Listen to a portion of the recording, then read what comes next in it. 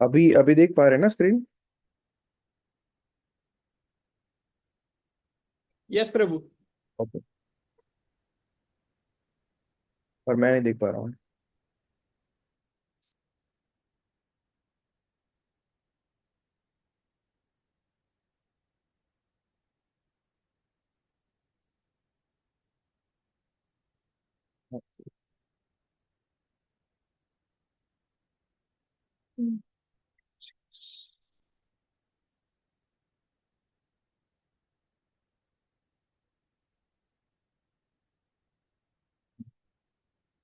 Okay.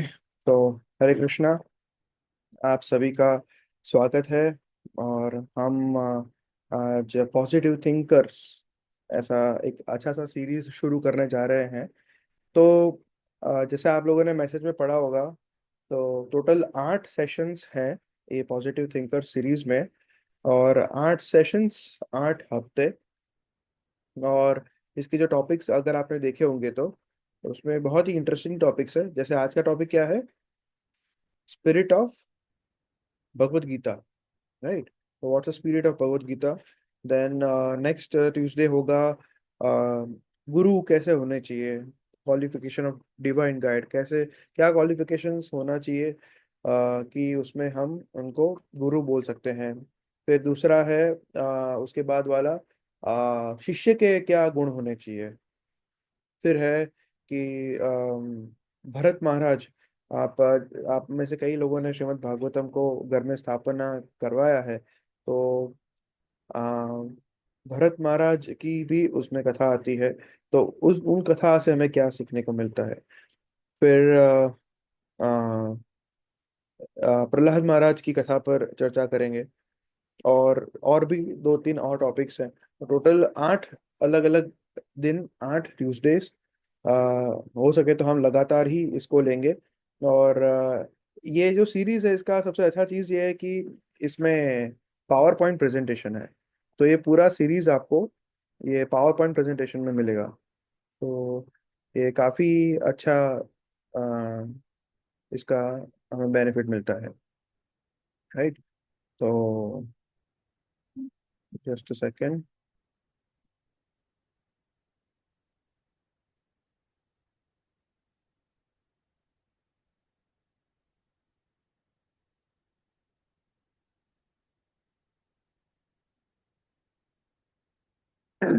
या, okay. सो शुरू करते हैं। ओम अज्ञानतिमिरान्धस्य ज्ञानाञ्जनशलाकया चक्षुरुन्मिलितं येन तस्मै श्रीगुरुवे नमः। श्रीचैतन्यमनोभीष्टं स्थापितं येन भूतले स्वयं रूपः कदा मह्यं ददाति स्वपदान्तिकम्।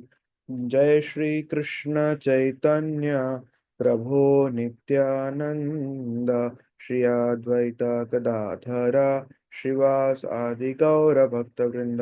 हरे कृष्ण कृष्ण कृष्ण हरे हरे, हरे राम राम राम हरे हरे। हरे कृष्ण। श्रील प्रभुपाद की जय।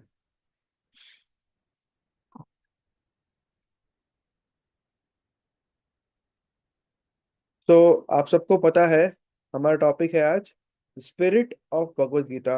अगर हम दूसरे तरीके से इसको बताना चाहें, तो हम बोल सकते हैं कि भगवत गीता का तत्व क्या है। भगवत गीता एज अ होल, उसमें से हमें क्या मेन हमें सीखना है, जो उसका हार्द बोलते हैं, वो भी हम बोल सकते हैं। तो वो क्या है, वो स्पिरिट क्या है, उसके बारे में हम जानेंगे। तो सबसे पहले हम जानते हैं कि श्रीमद् भगवत गीता का इम्पोर्टेंस इतने सारे वैदिक ग्रंथों में कैसे है। जैसे कि आप सबको मालूम है, ब्रह्मा जी ने जो वेद उनसे प्राप्त हुए थे, उन जो वेदों का व्यास मुनि ने उनको 4 अलग अलग वेद में उसका वर्गीकरण किया था। और आज भी हमारे पास कुछ कुछ वेद हैं, और बहुत सारे जो हमारी सनातन धर्म की ग्रंथ हैं वो जला दिए गए हैं। और ऐसा भी कहा जाता है कि जितने भी वेद और जितने भी शास्त्र हैं उसमें से सिर्फ 25% अभी भूतल पे है। बाकी का सब जितना है वो सब हायर प्लैनेट्स में है, जैसे कि स्वर्ग में, ऐसे। तो हमारे पास जो है सिर्फ 25% है। तो भगवत गीता इसमें क्यों विशेष है? क्योंकि भगवत गीता ये सारे वेदों का सार है। It's an essence of all the scriptures. मतलब एसेंस का मीनिंग क्या होता है कि जैसे कि आप में से कोई माता जी अगर आइसक्रीम बनाना आता हो, किसी को कोई बनाती है भगवान के लिए, अगर कोई भोग लगाने के लिए, तो शायद वो वैनिला आइसक्रीम बनाना चाहेंगी, अगर सबको पसंद हो तो उसमें वो अ, अपने प्रभु जी से बोले कि जाओ, आप जाओ जंगल में, वैनिला का पेड़ ढूंढो, और वहां से सब पत्ते काट के लेके आओ। उसको फिर लेके मैं साफ करके क्रश करूंगी, उसमें से उसका जो रस निकालूंगी, वो मैं आइसक्रीम में डालूंगी, और फिर आपको दूंगी मैं वैनिला का आइसक्रीम। क्या ऐसा होता है? नहीं होता ना। आप क्या बोलते हो कि आप वैनिला का एसेंस लेके आ जाओ बस, हमें बाकी का सब कुछ करने का जरूरत नहीं है। तो सारे वेदों को पढ़ना मतलब जंगल में जाना, और सारे एक एक करके पकड़ना। और वैसा हमारे पास सारे वेद हैं भी नहीं, सिर्फ 25% वेद उपलब्ध हैं अभी। और उसमें से भी कितना है कितना नहीं है हमें पता नहीं है। पर अगर आपको बाजार में से डायरेक्टली वैनिला एसेंस ला के दे दे तो आइसक्रीम बनाना इजी नहीं होगा, है ना? तो इसीलिए श्रीमद् भगवत गीता सारे वेदों का सार है। तो जितना भी स्क्रिप्चर्स है, आपको उसका एक एसेंस को पकड़ने की जरूरत है। That is why Bhagavad Gita का महत्व इतना है। अभी हम देखते हैं कि आजकल का जो अभी युग जो चल रहा है, आप सब इससे ज्ञात है कि इतने सारे चैलेंजेस फेस करने पड़ रहे हैं हम सभी को। और हमारी जो भी मनुष्य की रेस है, उस सबको इतने सारे चैलेंजेस, इनर चैलेंजेस भी है, आउटर चैलेंजेस भी है। कट थ्रोट कंपटीशन है। सब एक दूसरे की पैर खींचते रहते हैं। कंपटीशन कंपटीशन सभी जगह पे। बच्चों को स्कूल से ही ये कंपटीशन का पाठ पढ़ाया जाता है कि आगे जाके compete करो, फर्स्ट रैंक लाना है। हाँ। फिर आगे जाके बच्चा अगर वो कोप अप नहीं कर पाता तो बहुत सारे प्रॉब्लम्स होते हैं।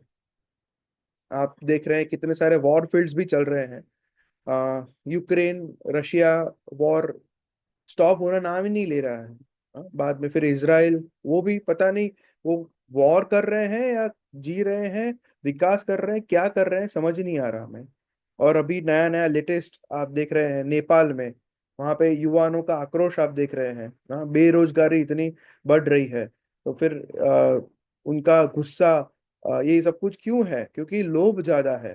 हाँ, लोभ, काम, क्रोध, ये सारे चीजों के कारण क्या हो रहा है कि जो बॉस है वो अपने एम्प्लॉय को एक्सप्लॉइट करना चाह रहा है कि मैं इसको कैसे एक्सप्लॉइट करूं कि जितना हो सके इतना ज्यादा उससे काम ले लूं और उसको सैलरी कम दूं। और जो एम्प्लॉय है वो सोच रहा है कि मैं किस तरह से सैलरी ज्यादा से ज्यादा ज्यादा लूं और काम कम से कम करूं, इस तरह से मैं भी बॉस को एक्सप्लॉइट करूं। तो यही आज हम ऊपर ऊपर से देखेंगे तो यही चला आ रहा है। तो ऐसे कंडीशन में अगर कोई व्यक्ति जो बुद्धिमान है, तो वो श्रीमद् भगवत गीता में जो भगवान के उपदेश हैं और जो ज्ञान दिया हुआ है उसकी तरफ वो मुड़ता है और उसको अपने जीवन में अपनाता है, जिससे कि वो अपने जीवन को सक्सेसफुल कर पाए।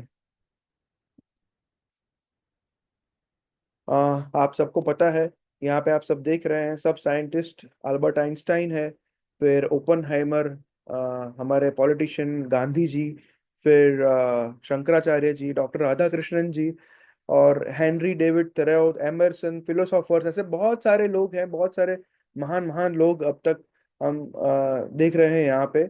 उन सबों ने श्रीमद् भगवत गीता को अप्रिशिएट किया है, क्योंकि उसका जो ज्ञान है और उसका जो हमारे जीवन में उसका रिलेवेंस है वो टाइमलेस है। ऐसा नहीं कि वो 5,000 पहले बना हुआ पुस्तक है तो उसका इस जन्म में या इस कलयुग में या इस आधुनिक सो कॉल्ड आधुनिक युग में इसका कोई मायने नहीं है। जी नहीं, ऐसे महान जो व्यक्तियों ने इसको सराहा है। तो भगवत गीता इसीलिए एक प्रामाणिक ग्रंथ है, जो हमने जैसे बात की कि जिस तरह के सफरिंग से जब मनुष्य लोग गुजर रहे हैं, तो उसकी भगवत गीता के इंस्ट्रक्शन को जीवन में उतार के वो ये अपनी सफरिंग को कम कर सकते हैं। भगवत गीता का महात्म्य हम और भी पढ़ते हैं, जो श्रीपाद शंकराचार्य जी बताते हैं। वो बताते हैं कि मलिने मोचनम पुंसम जला स्नानम दिने दिने सक्राद गीतामृता स्नानम संसार मलनाशनम। मतलब मनुष्य अगर शरीर पर कुछ गंदगी रहती है तो जैसे नदी में स्नान कर कर शुद्ध हो जाता है, उसी तरह अगर कोई मनुष्य गीतामृत, मतलब ज्ञान की गंगा जो गीता में बहती है, अगर उसमें वो अगर स्नान करता है, तो संसार के सभी मल दोषों का भी नाश हो जाता है। संसार के सारे जो सफरिंग्स, जो भी दुख उसको मिलते हैं, वो सारे दुखों से वो अपने को धो सकता है और शुद्ध कर सकता है, अगर वो गीतामृत का पान कर सके तो। और भी अगर हम पढ़े तो बताया जाता है कि सर्व उपनिषदो गाओ दुग्धा गोपाल नंद्रना पार्थ वत्सा सुधीरा भोक्ता दुग्धम गीतामृतम महत। मतलब इसमें एक उपमा दी गई है कि समझ लीजिए कि ये सारे जो भी उपनिषद है वो गाय है, और उसको मिल्क करने वाले, मतलब उसमें से दूध निकालने वाले, वो स्वयं पूर्ण पुरुषोत्तम भगवान श्री कृष्ण है, जो स्वयं नंद जी के पुत्र है। Excuse me.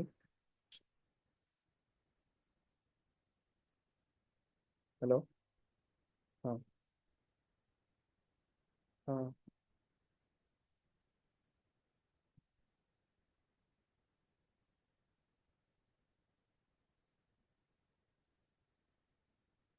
Does it require admission?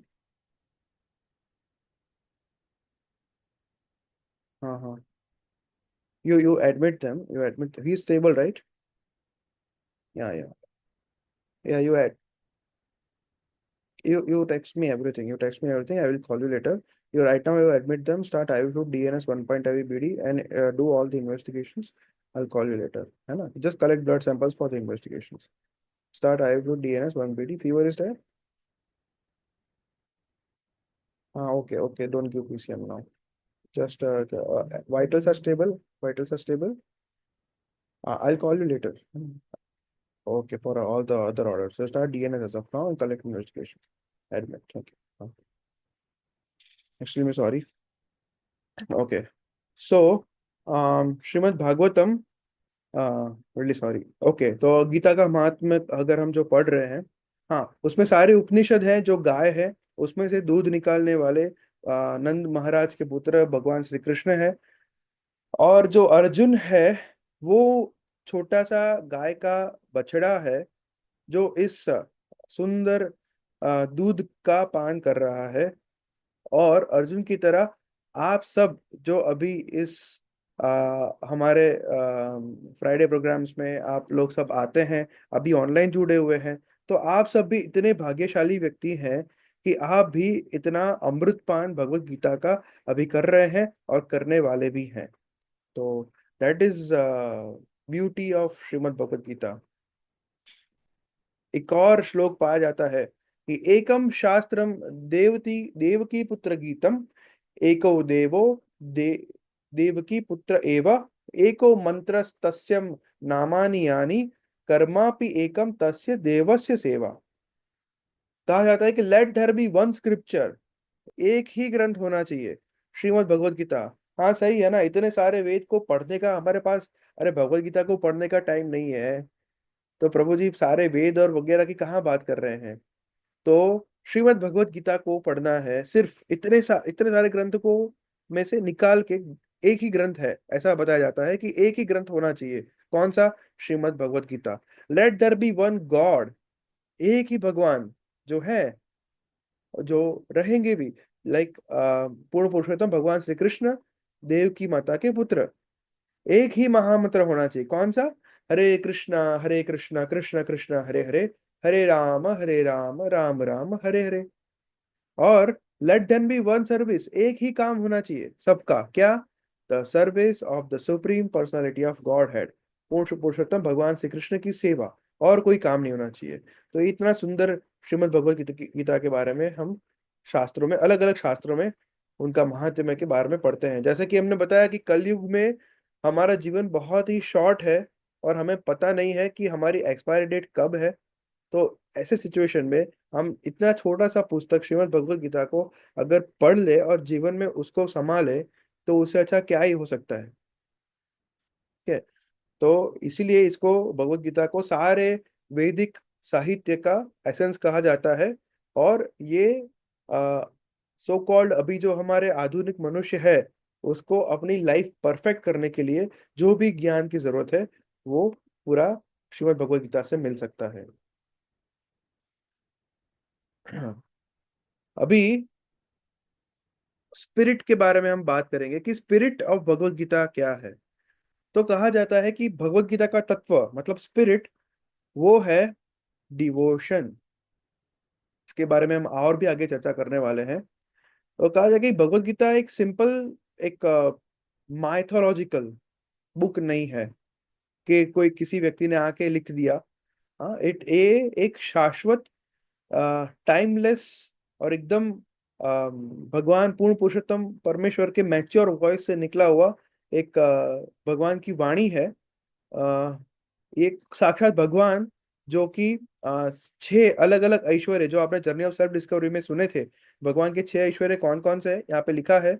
सौंदर्य, ज्ञान, यश, धन एंड शक्ति। और इन पांचों चीजों के होने के बावजूद वैराग्य। तो ऐसे भगवान श्री कृष्ण ने खुद अपनी वाणी से इसको गाया है और व्यास मुनि ने इसको लिखा है। ठीक है, ये श्रीमद् भगवत गीता है।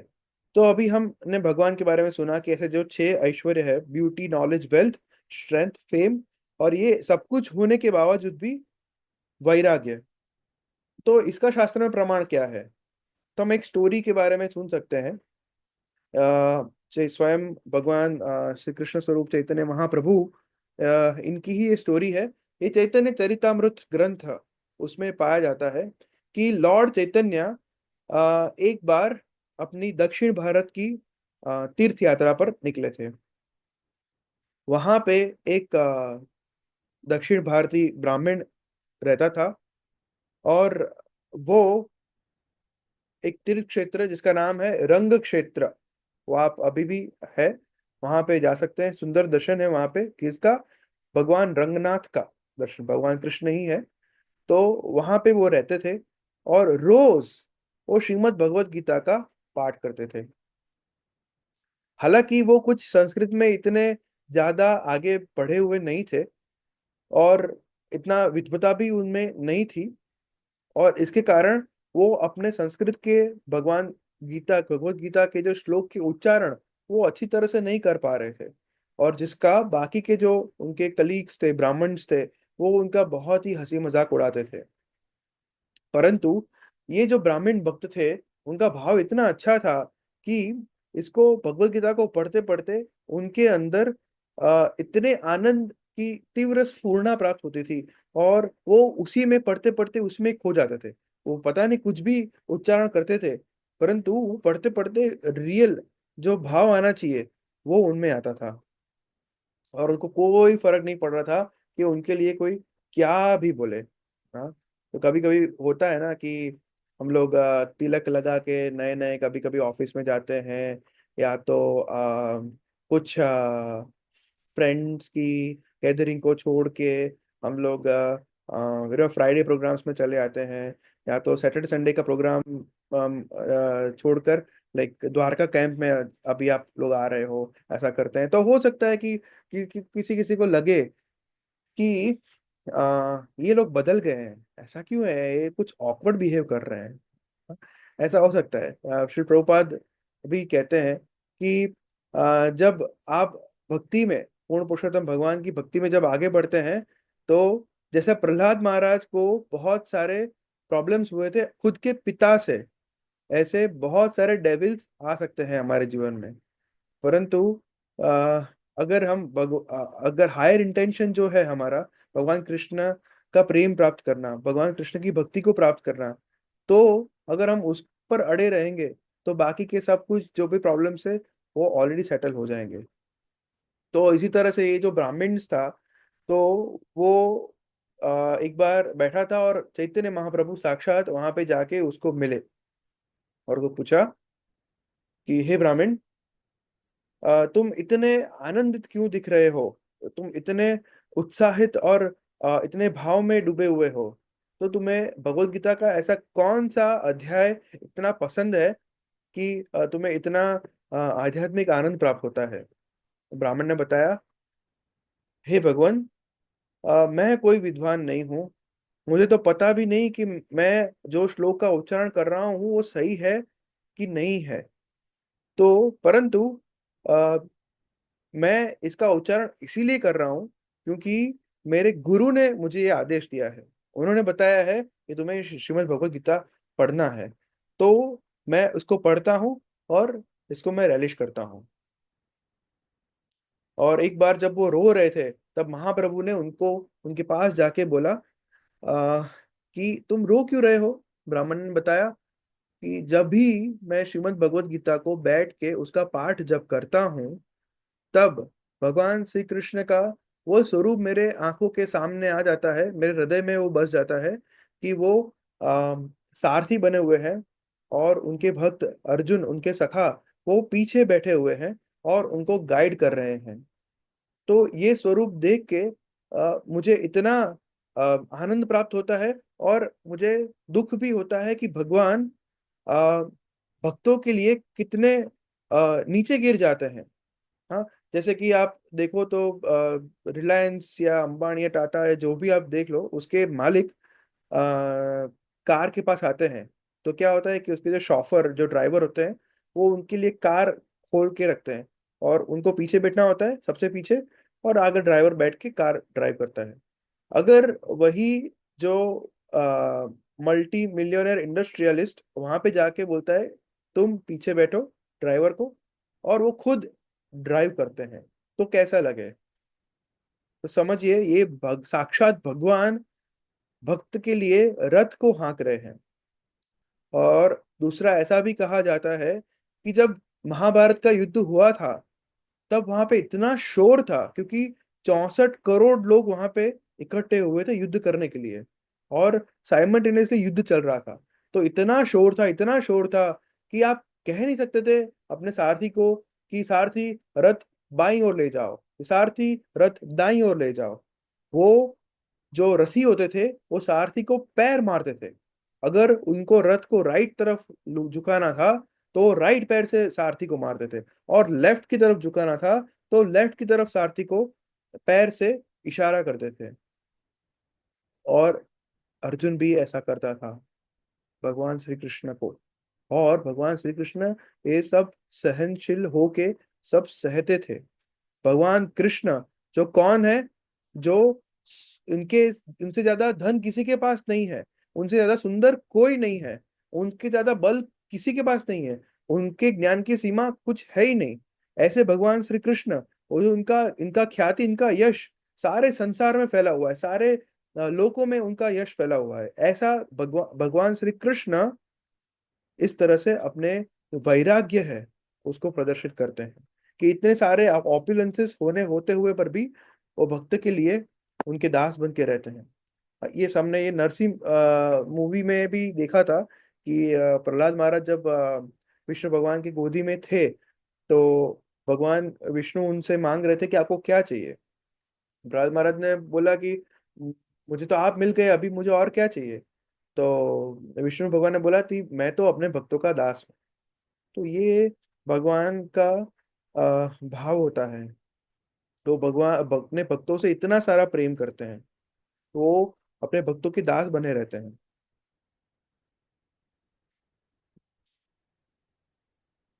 तो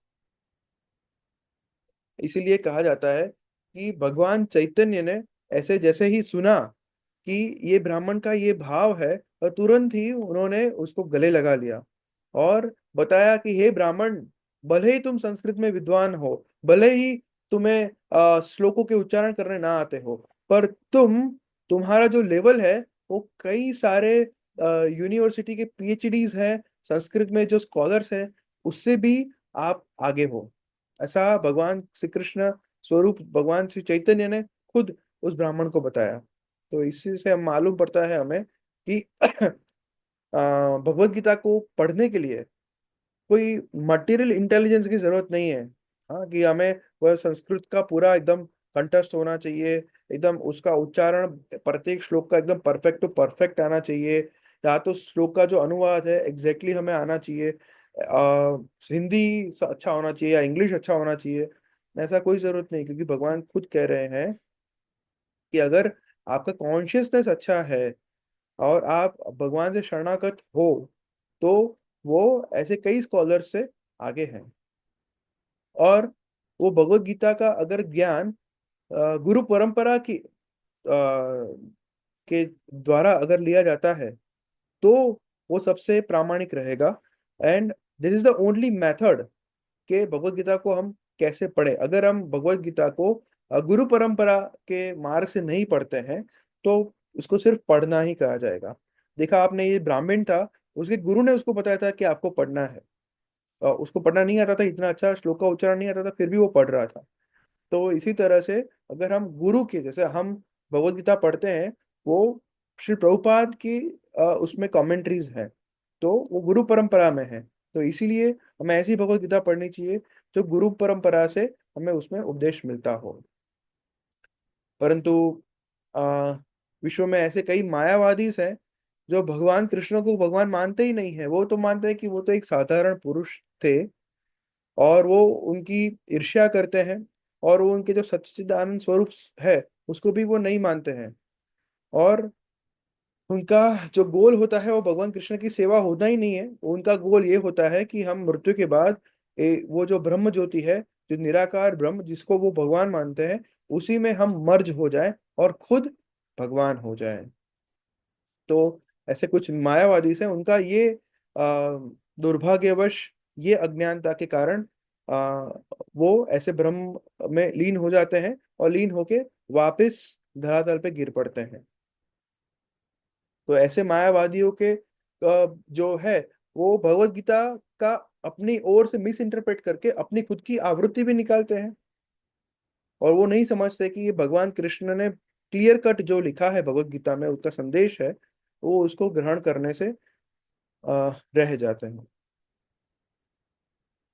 तो ऐसे जो विद्वान है खुद को बताते हैं कि मैंने पीएचडी किया है भगवत गीता में या संस्कृत में, मैं बहुत सारे वेदों का या पुराणों का ज्ञाता हूँ, और वो गुरु परंपरा के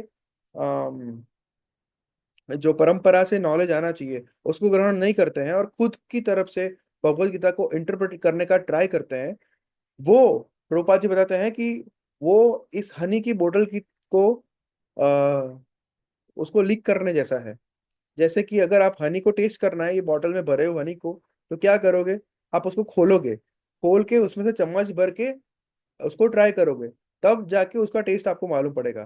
पर ये जो मायावादी है या जो सो कॉल्ड स्कॉलर्स हैं, वो इस बंद बॉटल को बाहर से ही उसको लीक करते हैं और बोलते हैं कि मुझे मध का स्वाद आ गया। तो वो तो पॉसिबल ही नहीं है ना। तो कितने भी आप वेदों में आगे हो, या विद्वान हो, या चलो आप जैसे कि कोई सॉफ्टवेयर में बहुत ही आईटी में एकदम मास्टर है, पर अगर कोई कंप्यूटर उसको दिया जाए तो वो उसको ऑपरेट कर सकता है, प्रोवाइडेड कि उसको उस कंप्यूटर का पासवर्ड दिया जाए। अगर उसको वो चाबी, वो पासवर्ड नहीं दिया गया, तो फिर वो क्या ही वो कंप्यूटर को ऑपरेट करेगा। हाँ, तो ऐसे मायावादी और ये जो सो कॉल्ड निराकारवादी हैं, जो भगवत गीता को अच्छी तरह से नहीं समझ पाएंगे जब तक वो गुरु परंपरा में नहीं जुड़ते हैं।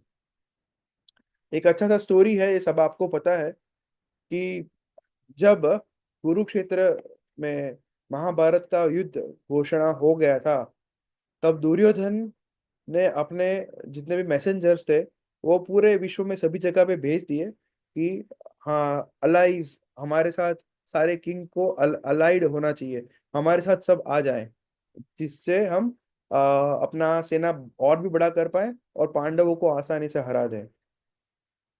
और उनको पता था कि भगवान जो कृष्ण है वो बहुत ही पावरफुल है। अगर मैं उनको रिक्वेस्ट करूंगा तो अगर वो मेरे साथ आ जाएंगे तो फिर मैं सबसे ज्यादा मतलब शक्तिमान हो जाऊंगा। और उस उनको मैं कोई मैसेंजर भेज नहीं सकता, तो मुझे खुद जाना होगा। तो दुर्योधन तो गए, और साथ साथ अर्जुन भी भगवान कृष्ण के पास द्वारका में जाते हैं। फिर क्या होता है कि जब अर्जुन द्वारका में और दुर्योधन दोनों आते हैं, तब भगवान सोए हुए होते हैं और उनको उनकी रानियां उनको पंखे कर रही होती है। तब दुर्योधन सीधा कृष्ण के माथे के पास जाके बैठ जाता है, सर के पास। और अर्जुन भगवान कृष्ण के चरण कमल के पास दोनों हाथ जोड़ के आंखों में अश्रु लिए हुए भाव में उनसे प्रार्थना करते हुए उनके जगने की राह देख रहा होता है। फिर क्या होता है कि भगवान कृष्णा जगते हैं, और जैसे ही जगते हैं तब दुर्योधन जो बहुत ही पॉलिटिकल और डिप्लोमेटिक काइंड ऑफ एक है, असुर की जैसे, तो सीधा बोलता है, हे श्री कृष्णा, मैं यहाँ पे सबसे पहले आया था, इसीलिए आपसे सहायता मांगने का हक मुझे होना चाहिए। ये अधिकार आप कृपया करके सबसे पहले मुझे दीजिए। मुझे पता है कि आप सारे मनुष्यों में सबसे बेस्ट हो, तो इसीलिए आप ये जो पॉलिसी है कि जो पहले आता है फर्स्ट कम फर्स्ट सर्व, उस तरह से मुझे आप कृपा प्रदान करेंगे। ऐसा करके दुर्योधन ने भगवान श्री कृष्ण को बोला। तब जाके भगवान कृष्ण ने बताया कि आपकी बात सही है दुर्योधन कि आप पहले आए हैं, परंतु मैंने अर्जुन को फर्स्ट देखा है, और शास्त्रों का भी ये आदेश है कि आपके जो छोटे भाई होते हैं, जो यंगर होते हैं, यंगर वंस, उसको पहले लाभ देना चाहिए। इसीलिए मैं आप दोनों को मैं सहाय प्रदान करना चाहता हूँ, परंतु मैं अर्जुन को मैं सबसे पहले पूछूंगा। तो मेरे पास दो ऑप्शन है। मैं आप दोनों में से किसी एक को अपनी पूरी अक्षौहिणी सेना देना चाहता हूँ, दे सकता हूँ। और दूसरा ऑप्शन ये है कि मैं खुद आ, आपके साथ आ सकता हूँ, परंतु मैंने प्रण लिया है कि मैं महाभारत युद्ध में शस्त्र को ग्रहण नहीं करूंगा। और आ, जो भी हो जाए, मैं युद्ध नहीं करूंगा, बस आपके पक्ष में रहूंगा। तो ऐसा करके उन्होंने अर्जुन को पूछा कि हे कौन्तेय, तुम्हें क्या चाहिए। तो अर्जुन ने तो सीधा बोल दिया, सोचे बिना, कि भगवान मैं तो आपको ही लेने आया था, आप ही चाहिए मुझे। तो ये सुना दुर्योधन ने, और मन ही मन वो मुस्कराया। ये तो पागल है, पागल निकला। मुझे लगा कि जैसे अर्जुन को पहला चांस दिया था, ये मेरी तो अक्षौहिणी सेना गई, चलो गई भैंस पानी में। पर ये तो कुछ उल्टा ही हो गया। इस पागल आदमी ने तो कृष्ण को मान लिया, जो तो शस्त्र भी नहीं उठाने वाले हैं।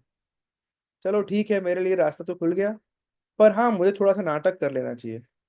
तो तब जब भी भगवान ने दुर्योधन की ओर देखा, और दुर्योधन ने बोला, ठीक है, अभी क्या मेरे लिए और क्या बचा है, बस आपकी अक्षौहिणी सेना ना, ठीक है मैं वो ले लेता हूँ, चलो। तो इस तरह से दुर्योधन, आप श्रीमद् भगवद गीता में पहले अध्याय में पढ़ेंगे कि वो बहुत ही पॉलिटिक्स करता है, बहुत ही राजनीति करता है। हाँ, वो आप पहले कुछ श्लोकों में पढ़ सकते हैं। वो टॉन्टिंग करता है भीष्म पितामह को। वो बोलते हैं कि हालांकि आप तो बूढ़े हो गए हैं, पर इसलिए आपका आप बहुत ज्यादा पढ़ोगे तो आपको ज्यादा मालूम पड़ेगा। तो अम, फिर दुर्योधन जैसे चले गए सेना का जो भगवान से वादा लेके। और उसके बाद भगवान अर्जुन को पूछते हैं कि अर्जुन, तुम्हें पता है कि मैं शस्त्र नहीं उठाने वाला, फिर भी तूने मुझे क्यों पसंद किया। आपके पास तो पहला ऑप्शन था सेना के लिए। तब अर्जुन ने बोला कि भगवान, मुझे पता है कि जहाँ पे आप हो वहीं पे विजय श्री का स्थान है। तो फिर मुझे और कुछ नहीं चाहिए। आप जहाँ पे हो, तो मुझे हार भी मिले, वो पॉसिबल ही नहीं है, तो भी मुझे सब सुकृत है। तो this is the called devotional spirit of Shrimad Bhagavad Gita. तो ये स्पिरिट अर्जुन में था, जिसके कारण आगे जाके जब कृष्ण ने उसको गीता का उपदेश दिया तो वो उसको समझ पाया। आपको पता है कि ये गीता का उपदेश धृतराष्ट्र भी सुन रहा था, पर वो नहीं समझ पाया। क्यों? क्योंकि वो स्पिरिट नहीं जानता था कि गीता का स्पिरिट है भगवान का भक्त बन के उसको सुनना चाहिए।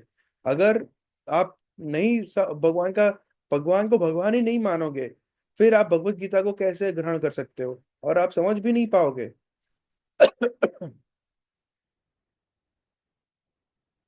तो इस तरह से यही एक श्रीमद् भगवत गीता का स्पिरिट है।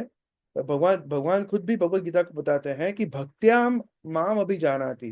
तो अगर आपको, और यावान्नश्चामि तत्वतः, अगर अब मुझे आपको तत्व से जानना है, स्पिरिट से जानना है, तो भक्त बनना होगा।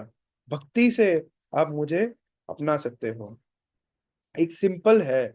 अगर आप खुद को आप क्वेश्चन पूछोगे कि आप किससे आकर्षित होंगे, उनसे कि जो आपसे प्रेम करते हैं, जो आपके साथ प्रेम का आदान प्रदान करना चाहते हैं, या तो फिर वो कि जो आप पर इतने न्यौछावर इसलिए है कि क्योंकि वो आपके पैसे के पीछे पागल है, क्योंकि आप बहुत धनवान हो, इसीलिए वो आपके आजू बाजू वो भंवरे की तरह गुनगुन करते हैं। तो आपको पता है, हाँ, कि जो मेरे पैसे के लिए पागल है, तो पैसे तो आज है कल नहीं है, तो जब पैसे चले गए तो वो भी चला जाएगा। तो ऑब्वियसली जो मुझसे प्रेम कर रहा है, मैं उसी का हूँ।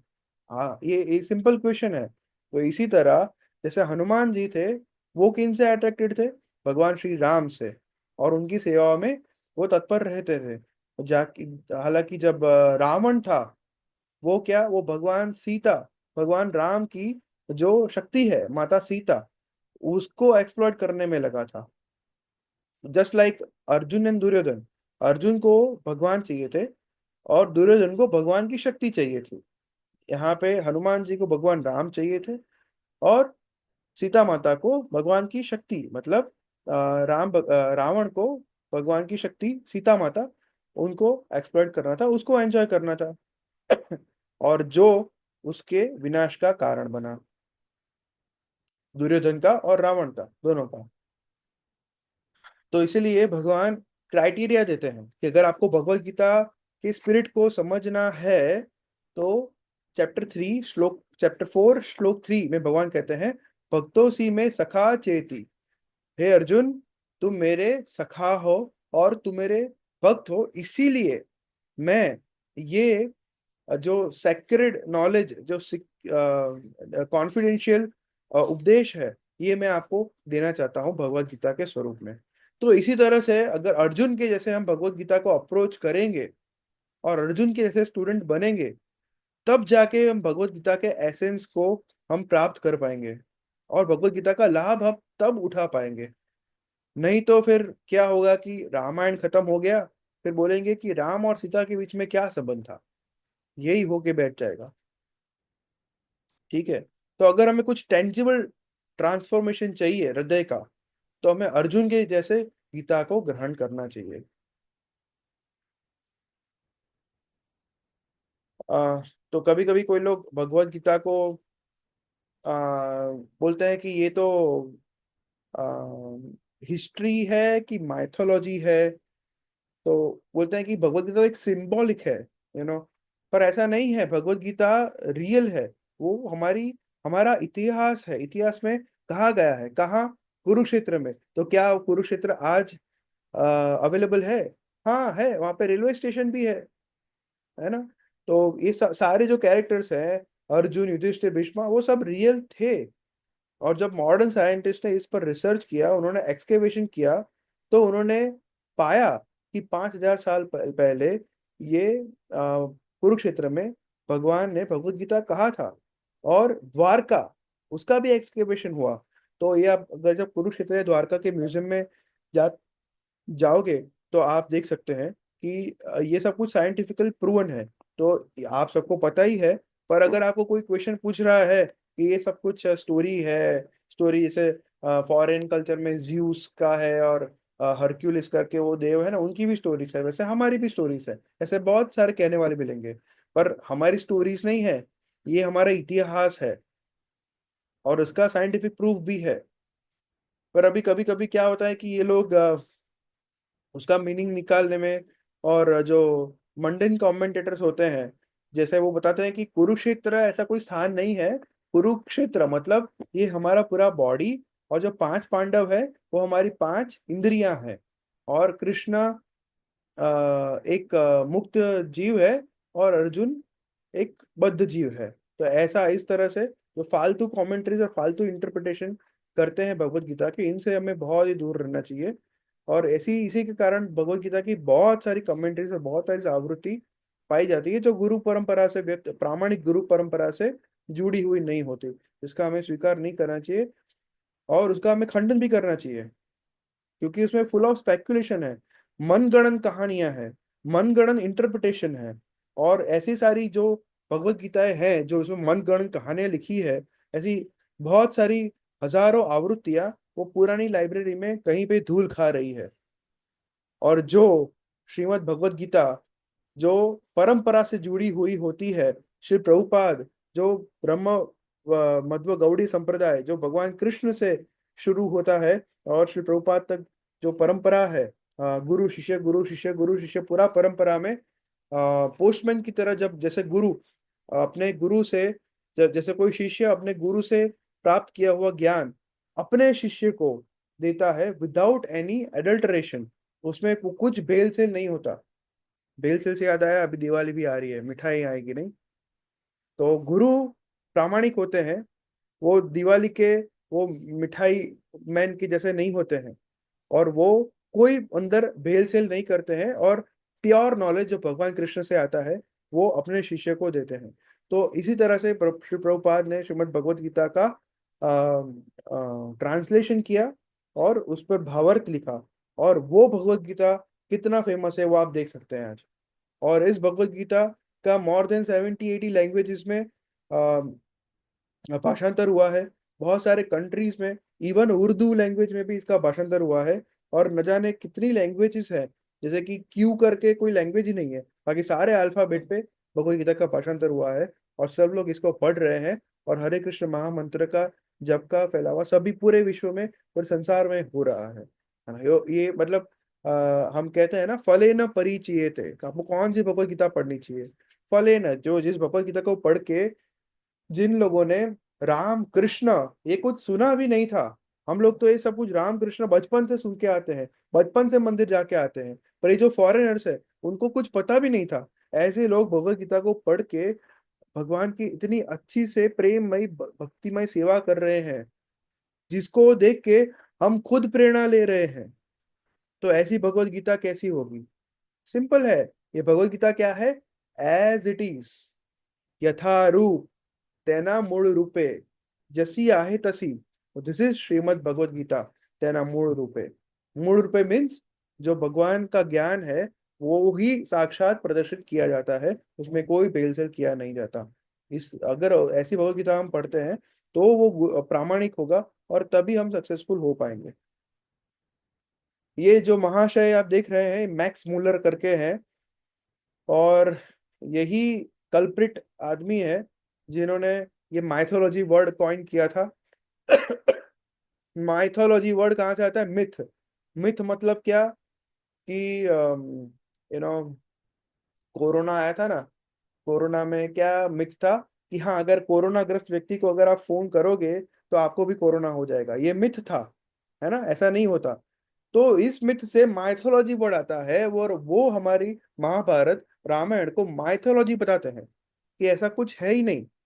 क्यों? क्योंकि ये पत्र यहाँ पे प्रदर्शित किया हुआ है, ये मैक्स मुलर एक अपने फ्रेंड को पत्र लिख रहे हैं, कि बोल रहे हैं कि अ, ये जो इंडिया में मुझे क्रिश्चियनिटी का फैलावा करना है, इसके लिए, और उनके जो पंडित और ये जो भी कर रहे हैं उसको मुझे बाहर फेंक देना है, जो भी पूजा अर्चना कर रहे हैं, और क्रिश्चियनिटी क्रिश्चियनिटी का जो टीचिंग है उसको एंट्री कराना है।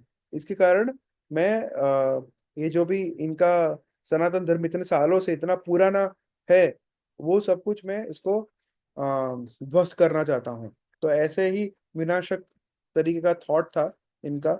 और इस इन इन लोगों के कारण हमारे दुख ये बात का है कि हमारे जो भी फ्रेंड्स है, रिलेटिव्स है, जो इंडियंस है, वो भी इसको माइथोलॉजी बोलते हैं। जो खुद इंडियन होके हमारी जो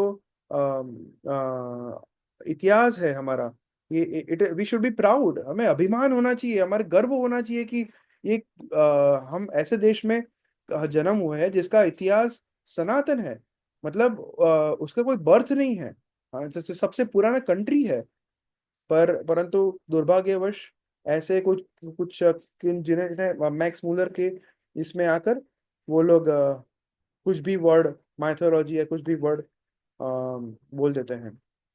प्रभुपाद कहते हैं कि ये आगमा है। आगमा मतलब जो इस धरातल का नहीं है, जो हायर प्लेन से आता है। और पुराण है, पुराण मतलब सबसे पुराना, है ना। श्रीमद् भगवद गीता का श्लोक है ना, नित्य शाश्वतोयम पुराणो। तो ये बहुत पुराना मतलब वेरी ओल्ड। तो ये पुराण और इतिहास वो सब कुछ रियल है।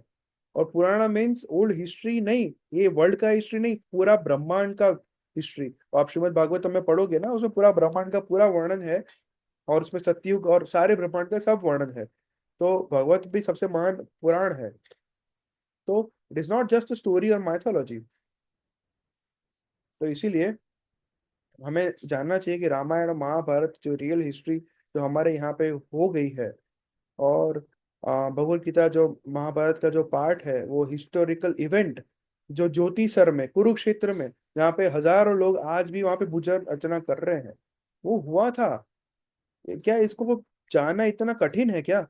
It is very easy to understand that it was possible. वो था यहाँ पे। सारे आपके पास द्वारका का पूरा महल मिल गया पानी के अंदर से। फिर आपका वो जो इंडिया का श्रीलंका का ब्रिज है वो भी मिल गया। और क्या चाहिए आपको पुरावे के लिए? तो ये भगवत गीता का जो गोल है वो हमें कभी मिस नहीं करना चाहिए। और भगवत गीता को उसी तरह से हमें अपनाना चाहिए और पढ़ना चाहिए।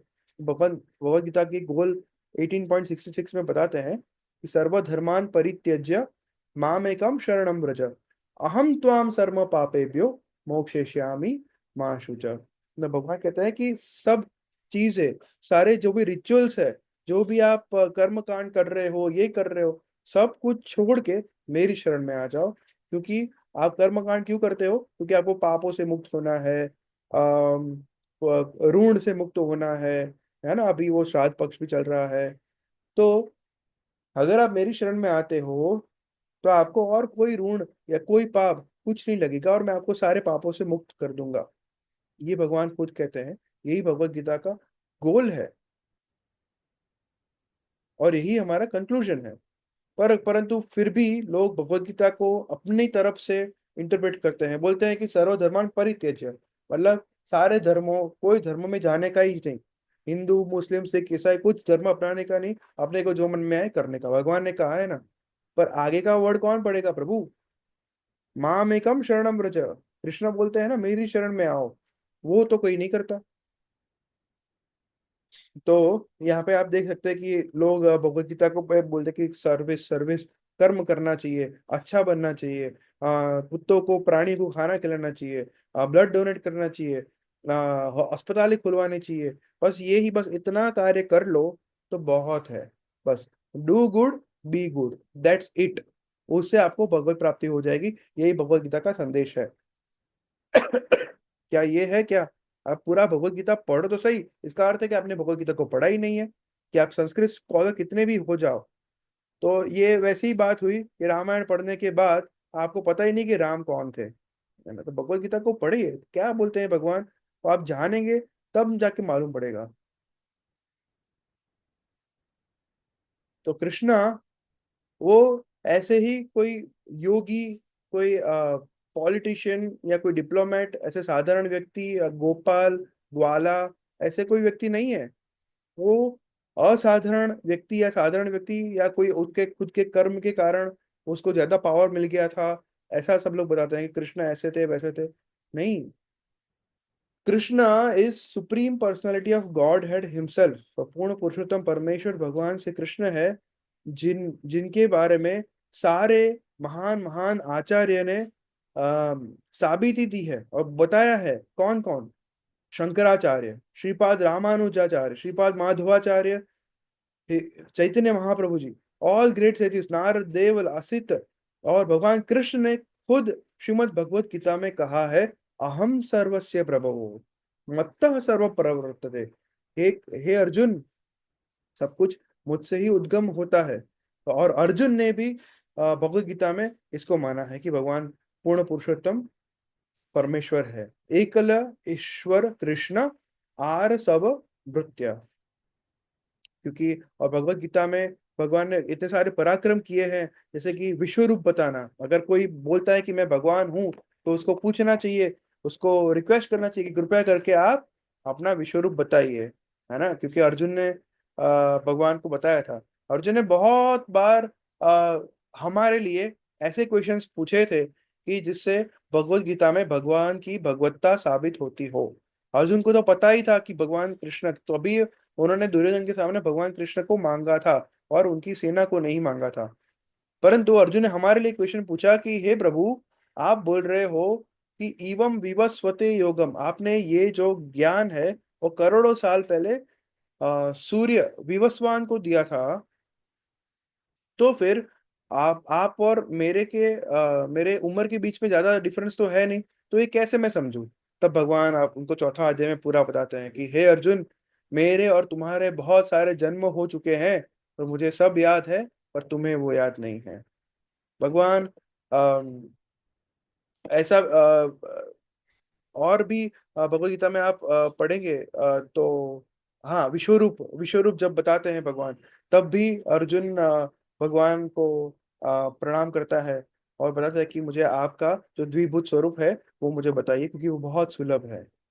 तो इसी तरह से श्रीमद् भगवत गीता में साक्षात भगवान के बारे में बताया गया है कि भगवान श्री कृष्ण ही पूर्ण पुरुषोत्तम परमेश्वर है। और कोई भी पुस्तक आपको ये नहीं मिलेगा वहां पे कोई बता रहा हो कि आई एम द गॉड, है ना। Like in Christianity, Jesus Christ is telling, I am the Son of God. Then Muslims में जो पैगंबर है, प्रॉफिट, वो बोलते हैं कि I am the messenger of God. But in Gita, Krishna himself tells, I am the God. Right?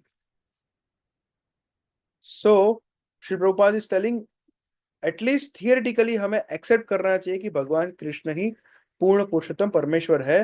अगर इतना, चलो प्रैक्टिकली नहीं जाना पर थियोरेटिकली हमने जान लिया, उसके बाद अगर हम भगवत गीता को आगे पढ़ेंगे, तब भगवत गीता को हम तत्व से जान पाएंगे।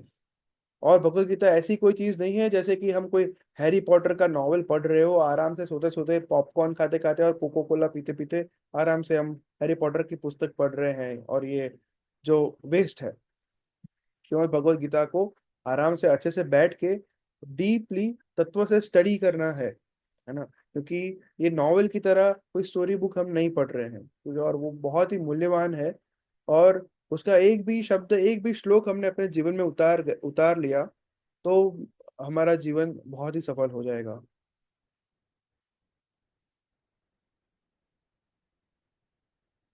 भगवत गीता क्या आज भी रिलेवेंट है? क्योंकि वो करोड़ों साल पहले लिखी गई हुई थी, तो आज तो आधुनिक जमाना हो गया है। जी हाँ, भगवत गीता टाइमलेस विजडम है। भगवत गीता ये समय से परे है। आप कभी भी उसको पढ़ोगे, और ऐसा भी है कि आप जब छोटे हैं तब पढ़ेंगे, फिर और एक बार पढ़ लिया, चलो हाँ भगवत गीता पढ़ लिया, अब काम खत्म, प्रभु जी ने पढ़ने के लिए बोला था ना। नहीं, ऐसा नहीं। आप जितनी भी बार पढ़ोगे, बार बार जितनी भी बार पढ़ोगे, आपको और ना कुछ और, कुछ ना कुछ और नया नया भगवत गीता में से मिलता ही जाएगा। यही भगवत गीता का चमत्कार है, उसका ब्यूटी है। और अम, क्यों ऐसा है? क्योंकि वो भगवान कृष्ण जो परफेक्ट है, क्योंकि उनकी सेंसेस परफेक्ट है, उनके द्वारा गाई हुई है। और बाकी का आप जो नॉलेज, जो भौतिक नॉलेज हम जो पढ़ते हैं, जो साइंटिस्ट बनाते हैं, वो चेंज होता रहता है ना। पहले बोलते हैं कि कोरोना वायरस है, वो गर्मी से पिघल जाएगा। फिर थोड़े टाइम के बाद कुछ और अपडेट आता है कि कोरोना 70 डिग्री सेल्सियस पे भी रुकता है। तो गर्मी में भी, हालांकि हम देखते हैं कि हम जो सर्दी खांसी का जो मौसम होता है वो अभी है, ठंड में या बारिश में फ्लू का सीजन होता है, तो वो समर में नहीं होता। और कोरोना तब भी था, तो वो कोई एक्सप्लेन नहीं कर पाया था।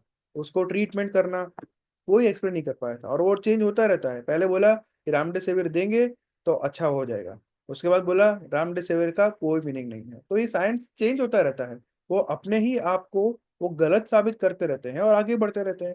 क्यों? क्योंकि साइंटिस्ट मनुष्य हैं और उनकी इंद्रियां अपूर्ण हैं। तो अपूर्ण इंद्रिय से, अरे हम ये लाइट बंद कर देंगे ये रूम में, तो आपको मैं नहीं दिखूंगा यहाँ पे, और मैं भी खुद को नहीं दिख पाऊंगा, क्योंकि हमारी आंखें अपूर्ण है। भगवान कृष्ण की आंखें, भगवान कृष्ण खुद पूर्ण है, उनकी इंद्रियां भी पूर्ण है। तो वो जो हमें उपदेश देंगे वो टाइमलेस ही होना है। और हम उसको फील कर सकते हैं, हम उसको एक्सपीरियंस कर सकते हैं, और हम उसको रियलाइज कर सकते हैं कि हाँ, ये जो भगवान गीता का हमें उपदेश दे रहे हैं वो टाइमलेस ही है। क्योंकि हमारे जो साइंटिस्ट है वो जन्म मृत्यु जरा व्याधि, इन चार चीजों से छुटकारा नहीं दिला सकते। और भगवत गीता हमें इन जो चार दुख है उससे हमें छुटकारा दे सकती है। किस चीज से? हमें इसके लिए क्या करना होगा? भगवान कृष्ण की शरणागति स्वीकारनी होगी। तो हमें पता है कि हम हमारे आसपास इतना सारा कंफर्ट आ गया है। बोलते हैं कि साइंस ने इतना ज्यादा तरक्की कर लिया है प्रभु, क्या आपको अभी 5 मिनट में बैठे बैठे अमेरिका में पैसे भेजने हो तो आप भेज सकते हो। ठीक है, आपको अभी बैठे बैठे पिज्जा खाने का मन कर रहा हो, आप कुछ चंद मिनट में दो तीन टिक टिक करके आप पिज्जा खरीद के आपके घर के आंगन में वो पिज्जा देके जाएगा। ठीक है, आपको कुछ भी चाहिए तो आपके बस 2-3 सेंटीमीटर के अंदर में आप सब कुछ कर सकते हो, प्रोवाइड कि आपके पास वो साधन सामग्री है, पैसे हैं, लैपटॉप्स, टीवी, वाईफाई, वो सब कुछ इतना सुलभ कर दिया गया है कि आपको आगे बाहर जाने की जरूरत भी नहीं है।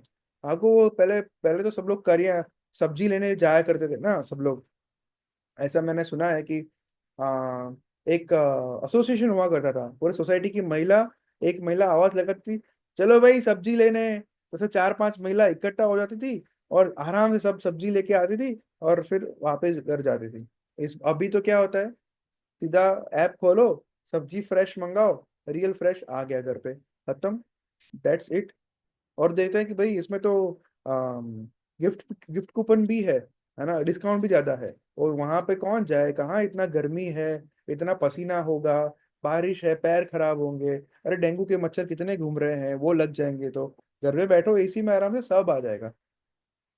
तो ये सारे कंफर्ट होते हुए भी आप यहाँ पे जो सीढ़ी देख रहे हैं, lethargy, anxiety, grief, post traumatic stress disorder, stress, OCD, fear, anorexia, ये सारे स्ट्रेस के जो प्रॉब्लम्स है क्या वो कम हुए हैं? क्या साइकेट्रिक हॉस्पिटल का लोड कम हुआ है? मेरा एक फ्रेंड है साइकेट्रिस्ट, वो तो बता रहा है कि ये तो जमाना हमारा ही है, इतने सारे पेशेंट आ रहे हैं, इतने सारे पेशेंट आ रहे हैं। ये कोरोना के बाद तो ये बहुत ज्यादा हो गया है। क्यों? कोरोना में वो ऑनलाइन चालू हो गया ना ज्यादा। तो दिस इज द प्रॉब्लम। तो हम इतने सारे साधन सामग्री होते हुए भी हम खुद को खुश ही नहीं रख सकते। तो क्या है अल्टीमेट सुख रहने का रहस्य? किस तरह हम इन सारे जो पेन्स है उसको दूर कर पाए, किस तरह से हम सारे दुखों को दूर करें इस कट थ्रोट कंपटीशन में? तो हमें पता है श्रीमद् भगवत गीता ही एकमात्र उपाय है, सारा सॉल्यूशन उसी में है, जिससे हम ये आधुनिक युग में या आने वाले युगों में भी हम इसको ज्ञान को ग्रहण करके अपने जीवन में उतार के अपने जीवन को कृष्ण कॉन्शियस कर सकते हैं। बहुत सारे इंडियंस, अमेरिकन, यूरोपियंस लोगों ने ये करके उन्होंने देखा है, उन्होंने कृष्ण कॉन्शियसनेस को अ, जीवन में अपना के अपनी लाइफ को कंप्लीटनेस दिया है और अचीव किया है उन्होंने कुछ। और ऐसा नहीं है कि कोई पर्टिकुलर कास्ट या धर्म के, या कोई ब्लैक हो या वाइट हो या कोई पर्टिकुलर लोग ही इसको अपना सकता है। इसको हर कोई अपना सकता है, हर कोई पढ़ सकता है। ऐसा भी नहीं कि आपने देखा कि कोई पर्टिकुलर हिंदी आना चाहिए, संस्कृत आना चाहिए तो ही हम भगवत गीता को पढ़ पाएंगे। किसी भी समय, किसी भी जगह पे, कहीं भी किसी भी स्थान पे हम इसको पढ़ सकते हैं। और रेगुलरली हमें उसको पढ़ते रहना चाहिए और इसको समझते रहना चाहिए। तो ये भक्तों के एसोसिएशन से हमें और प्रेरणा मिलती है कि हम जब कोई और भक्त बात आके बोलता है कि मैंने ये श्लोक पढ़ा, उसमें भगवान कृष्ण ने ये बताया है, प्रभुपाद जी ने तात्पर्य में ये बताया है, मुझे ये समझ आया, मुझे ये समझ नहीं आया। तो इस तरह से जब दोनों भक्त डिस्कशन करते हैं फ्राइडे प्रोग्राम्स में आके या कोई सेवा में आके ये बातें करते हैं, तब जाके बोधयंत परस्परम होता क्या होता है, तुष्यंती च रमन्ति च, तब जाके उनको ब्लिसफुल आनंद प्राप्त होता है। तो इसीलिए हम कहते रहते हैं कि एसोसिएशन बहुत इंपॉर्टेंट है। और जब एसोसिएशन भक्तों के एसोसिएशन में हम जब रहते हैं, तब जाके अ, हम भक्त बनने का प्रयास कर सकते हैं। और जैसे ही हम धीरे धीरे भक्ति में आगे बढ़ते हैं, हमें भगवत गीता का जो नॉलेज है वो धीरे धीरे धीरे अपने आप को और खोलता जाएगा। ये भगवान खुद बताते हैं, भगवान कहते हैं कि ददामी बुद्धि योगम तम येन माम उपयांति थे, जो मैं उन लोगों को बुद्धि देता हूँ कि जो मेरे पास आना चाहते हैं। तो वो भगवान को ऐसा पता चलेगा कि वो हम रेगुलर भक्तों का एसोसिएशन करते रहेंगे, पढ़ते रहेंगे, कैंप्स अटेंड करेंगे। अगर हम भक्तों के कांस्टेंट टच में रहेंगे, तब भगवान जानेंगे कि हाँ, कि ही समवॉट सिंसियर, उसको मुझे जानने में इंटरेस्ट है। तब जाके हमें धीरे धीरे धीरे भगवत गीता का नॉलेज, जो उसका डिवोशन, जो उसका स्पिरिट है, वो हमारे अंदर धीरे धीरे आएगा। और हम अपनी लाइफ को और बाकी कई सारी लोगों की लाइफ को हम सक्सेसफुल बना पाएंगे। और श्री प्रभुपाद को हम उनका जो इच्छा है कि सारे विश्व में जितने भी लोग जो इतने दुखों से गुजर गुजर रहे हैं, वो सुखी हो जाए। तो तब जाके हम कुछ अच्छा कर पाएंगे विश्व के लिए। And that is the real welfare activity. हम बताते हैं ना कि जब कोई आदमी डूब प्रभुपाद जी बताते हैं कि कोई आदमी डूब रहा होता है और उसने 10 लाख का शूट पहना होता है, तो आप क्या बोलोगे कि आदमी डूब रहा है कि उसका 10 लाख का शूट डूब रहा है? आप किसके बारे में चिंतित होगे? शूट गया तो गया, पर आदमी आना चाहिए वापस, है ना? तो अगर आप लोगों के लिए पुण्य कार्य जैसे वो करेंगे और उसके शरीर के बारे में ज्यादा सोचेंगे, तो इट इज जस्ट लाइक डूबते हुए आदमी के कोट के बारे में चिंता करना। परंतु आत्मा के बारे में कौन चिंता करेगा? तो वही जो शाश्वत है। शरीर तो नाशवंत है, तो आत्मा के बारे में चिंता करेंगे, तब जाके हम भगवत गीता का प्रचार और प्रसार कर पाएंगे। तब जाके हम अपना और दूसरों का जीवन को सफल कर पाएंगे। तो भगवत गीता खुद एक साइंस ही है। और भगवान कृष्ण खुद बताते हैं कि प्रत्यक्षावम गमम धर्म्यम, हम प्रत्यक्ष इसको अनुभव कर सकते हैं। और क्या बताते हैं कि सुसुखम कर तुम अव्ययम, ये जो भक्ति की प्रोसेस है वो सुसुखम है। तो जो हमें प्राप्त करना है वो भी सुख है, और जो जिस प्रोसेस से हम जो निकलते हैं वो भी सुख देने वाली है। ऐसा होता है ना कि अभी कहीं पे डाइवर्जन लगाया होता है, ओवर ब्रिज बन रहा होता है, तब तो हमें कितना दुख झेलना पड़ता है कि हम पूरा बहुत ट्रैफिक जाम हो जाता है, इतनी धूल उड़ती रहती है। पर जब एक बार वो ब्रिज बन जाए, तब तब तो हम पूरी स्पीड से जाते हैं और याद करते हैं कि कैसे दिन थे कि। पर इसमें ऐसा नहीं है।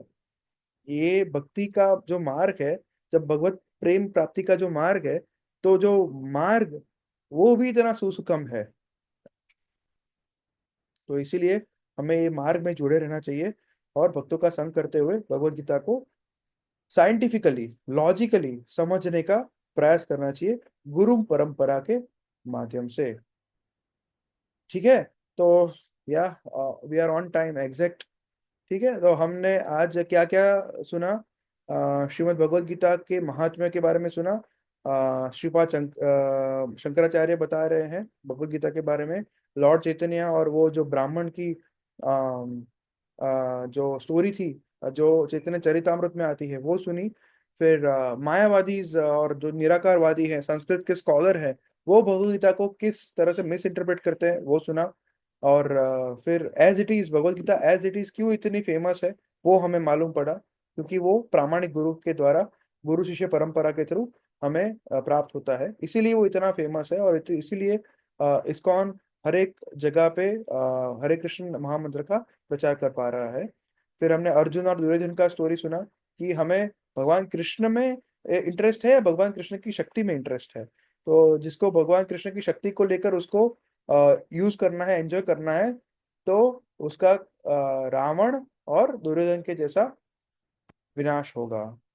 और जो भगवान को खुद को पाना चाहता है, तो वो अर्जुन की तरह सक्सेसफुल करेगा अपने को।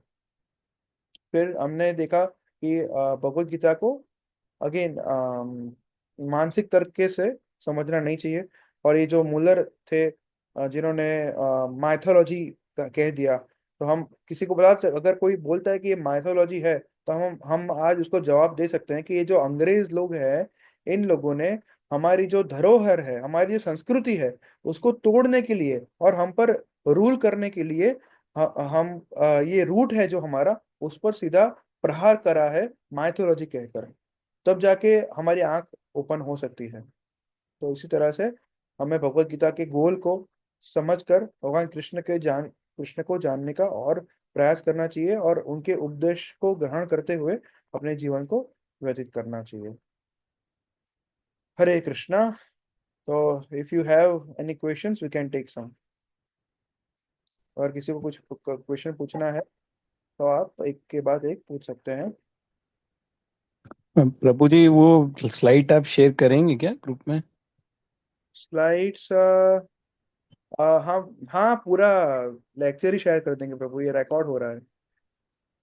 अच्छा। हाँ प्रभु।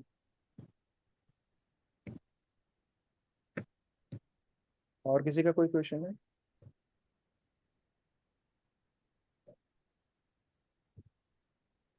आप हो कि आप समझ तो पाए कि भगवत गीता का महत्व क्या है। और भगवत गीता में ऐसा नहीं कि सिर्फ कर्म करते रहो, कर्म करते रहो, गधे की तरह यही करते रहो, कर्म करना कर्म करना, ऐसा नहीं लिखा है भगवत गीता में। जब आप पूरा पढ़ेंगे तब आपको मालूम हो ही जाएगा। पर अभी से हम बात कर सकते हैं कि उसका स्पिरिट क्या है। Devotion is the spirit of Shrimad Bhagavad Gita. और किसी को कुछ क्वेश्चन आप पूछ सकते हैं, अभी भी पूछ सकते हैं, या तो फ्राइडे को भी पूछ सकते हैं, या किसी डिवोटी को आप मैसेज करके भी पूछ सकते हैं, whatever it is.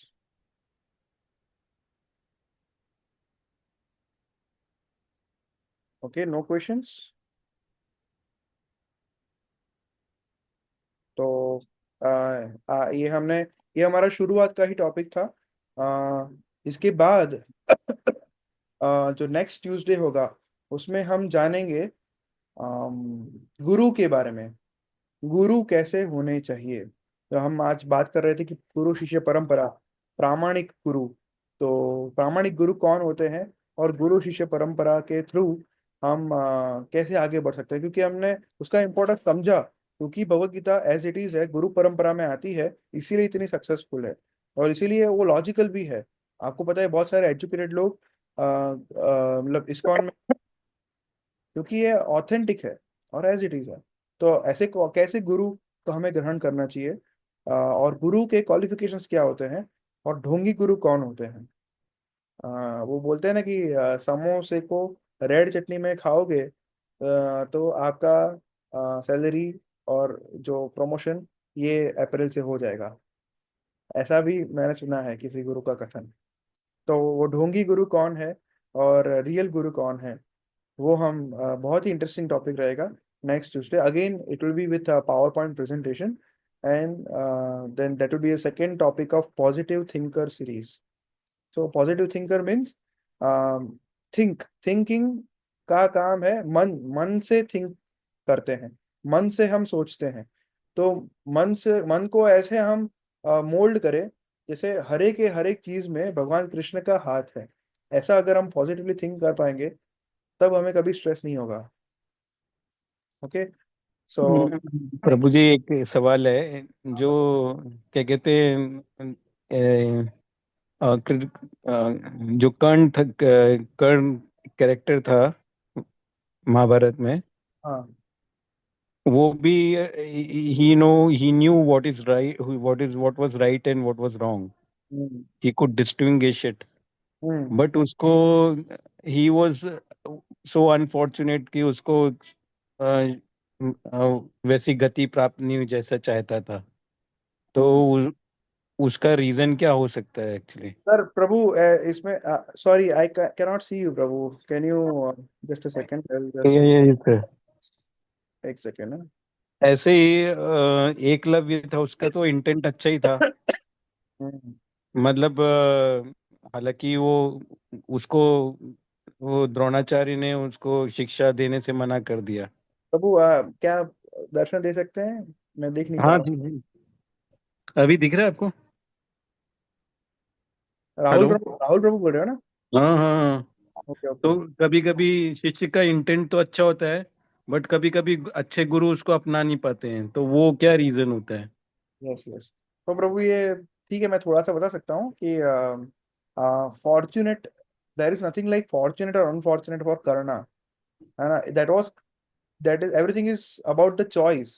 He made a choice. He, as you told, उसको पता था सब कुछ कि धर्म किसके पक्ष में है, पर he made a choice to be with Duryodhan. Why? Because Duryodhan आया था वो उसके स्वार्थ को रखने के लिए, अर्जुन या पांडवों से होते हुए अपमान से बचाने के लिए आया था कर्ण को, क्योंकि उसको उसने शरण दी थी इसीलिए। तो एक तरह से देखा जाए तो अहम भी है, वो सेल्फ सेंटर्ड था, सेल्फिश था, है ना? तो वो उसकी चॉइस थी, दैट इज इट। और बाकी के जो गुरु के बारे में आप एकलव्य की जो भी गुरु के बारे में बात कर रहे हैं, वो हम नेक्स्ट जो हमारा टॉपिक है उससे थोड़ा सा मिलता जुलता रहेगा, और definitely will discuss in next session. Is that okay Prabhu? I've seen so many people that who want they may not be that capable. कभी कभी कोई गुरु होता है, वो जैसे एग्जांपल मैं दे रहा हूँ, मतलब उस बंदा सिंसियर था, बट उसको गुरु ने एक्सेप्ट नहीं किया क्योंकि गुरु चाहता था कि मेरा इससे कोई कल्याण नहीं होने वाला, इसको लेके मेरी टीम में या इसका करके। तो ऐसे भी होते हैं। जैसे मेरा एक जानने वाला था फ्रेंड, उसको वो अच्छा था, सिंसियर था, बट उसको पता था कि he was weak in studies. तो उसके फिजिक्स के सर ने बोल दिया कि इसका ट्यूशन मैं नहीं लूंगा क्योंकि मेरे को मेरा परफॉर्मेंस खराब हो जाएगा। ऐसा होता है, हम डॉक्टर्स में भी होता है ऐसा। ये जैसे हैं? न्यूबॉर्न होते हैं ना, न्यूबॉर्न्स, अगर किसी और हॉस्पिटल में डिलीवरी होती है और हाँ कोई उसी हॉस्पिटल में वो बच्चा को कुछ प्रॉब्लम होता है तो एनआईसीयू जो होता है उसमें भर्ती होता है, तो फिर वहां से कोई पेरेंट्स उसको लेके दूसरे अस्पताल एनआईसीयू में लेके जाना चाहे तो वो मना कर देते हैं कि नहीं, वो आप डायरेक्टली पहले से यहाँ पे आए होते तो ठीक होता, अभी आप कहीं से और कुछ करके आए हो और फिर आगे जाके अच्छा है तो हमारा नाम खराब होगा। हाँ, दैट बट डिफरेंट पॉइंट हो, different this is point. So this is so ironical and so the plight of the या यार, सिचुएशन अल्टीमेटली। जो बंदा है, एकलव्य के साथ भी अन्याय तो हुआ ही है वो कि डिफरेंट उस टॉपिक है, वो विल हाँ डेफिनेटली डिस्कस नेक्स्ट टाइम। हाँ।